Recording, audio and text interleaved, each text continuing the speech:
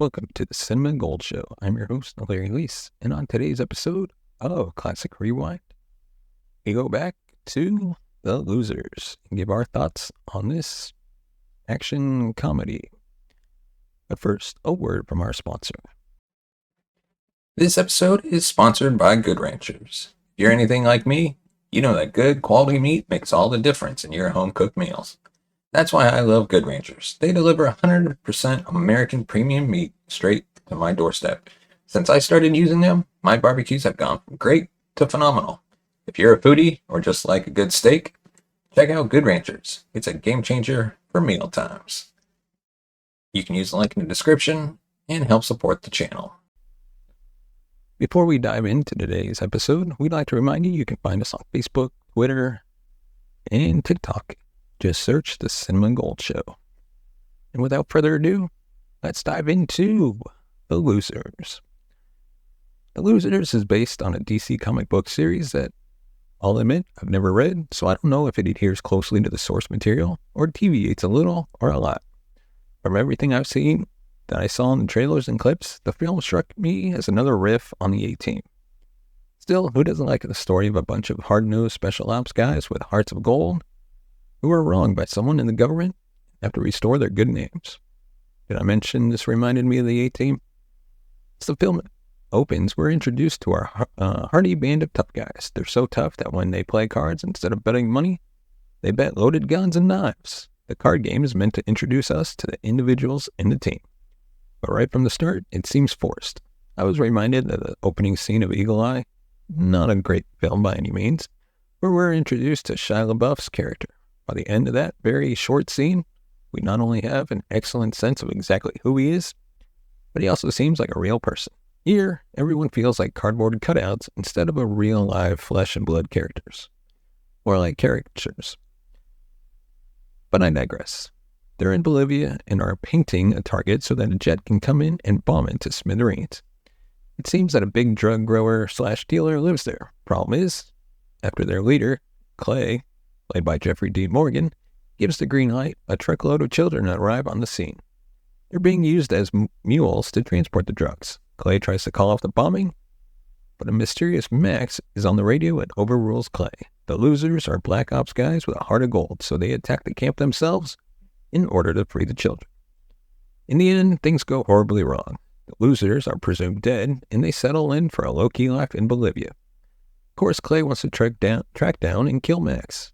And along comes Aisha, played by Zoe Saldana, with a proposition for Clay that will help him get back to the States and get justice, or revenge if you rather. Members of the crew are suspicious of her, but Clay overrules them. Eventually, they make it back to the U.S. and plan to go after Max, who turns out to be a high-level someone or other in the CIA.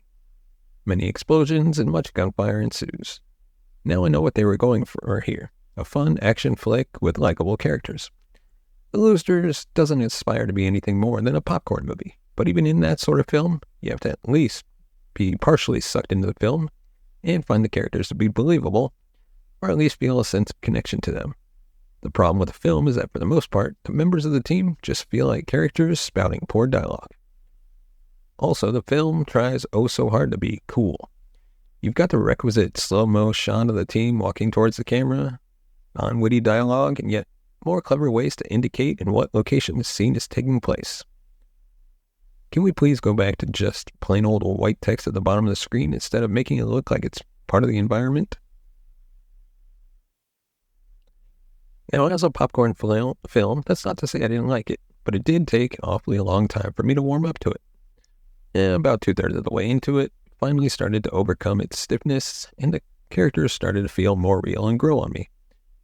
The absolute runaway best thing in the movie is Chris Evans. At first, his jokes fall flat, but starting about halfway through the film, he's hysterical. Best scene in the film takes place when they invade Goliath headquarters. Some of it was shown in the trailer, but the entire scene here is gold. The other members of the team are actually given some dialogue from this point on that makes them seem human towards the end of the film as well. On the other hand, Jason Patric's character Max was, pardon the politically incorrect term, retarded.